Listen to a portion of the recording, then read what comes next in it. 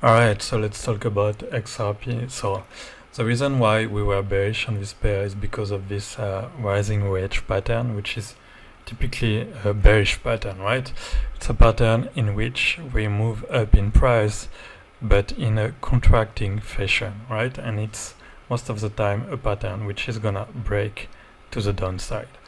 So if you think about it in terms of price movement, just measure the moves, right? So this first move from here to here was 64%. Then we had this move here, which was 37%. So that's less. Then this third move was 28%, so less again.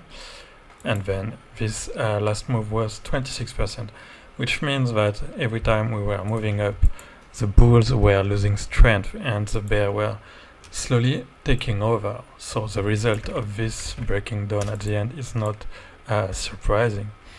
Alright, let me just delete this. So now this trend line, we hit it 1, 2, 3 and then 4, 5, 6 times. So it's a major resistance, right, which was there all the way up. And at the moment where we hit it here, we were at the confluence with another resistance, which is this horizontal one, right, which acted here as support, then 1, 2 and 3 times resistance, then we broke above it, boom, support, we went up and boom, support again, 1, 2, 3 and 4 times before we broke down. So it's not so surprising that we should have expected that on the way up it was going to act once again as a resistance. So this level was a major level because of this confluence of resistance. So now if we take a look at indicators, let's take a look at the volume, right?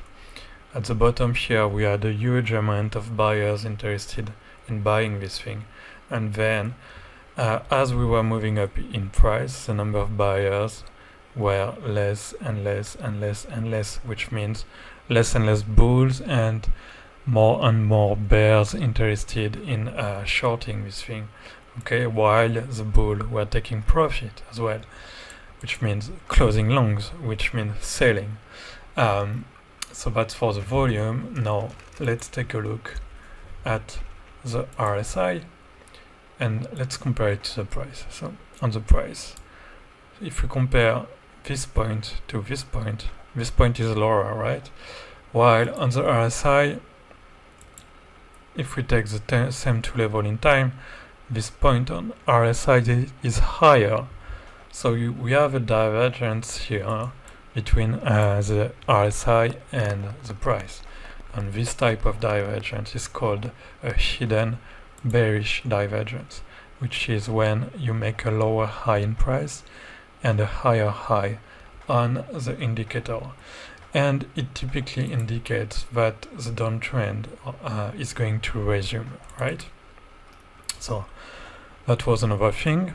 And now, as you can see, we had this trend line on the downside with 1, 2, 3, 4, 5 hit on it, and we finally broke down, and it's a very clean break, and it's a very significant break. It's not something that you should expect to resolve in a short amount of time. It's not like you should not expect, in my opinion, that we're gonna just bounce from here before moving back up. I think it's unlikely. It's not impossible, because nothing is impossible in trading, but it's unlikely. It's not very probable.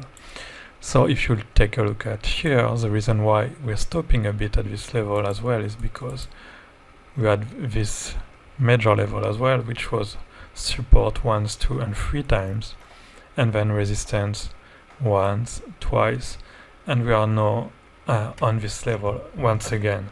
So maybe we're gonna bounce a bit of it, but I do expect that we're gonna break it to the downside. Yeah, so that's it for basic things. And if you take a look now at the Elliott wave count, my primary is this, which is ABC corrective with a C wave diagonal. So this count implies that all this move was corrective and that we should make a new lows in the future, if this count is correct, of course. Alright, that's it for XRP. I hope you enjoyed it, and see you next time. Bye.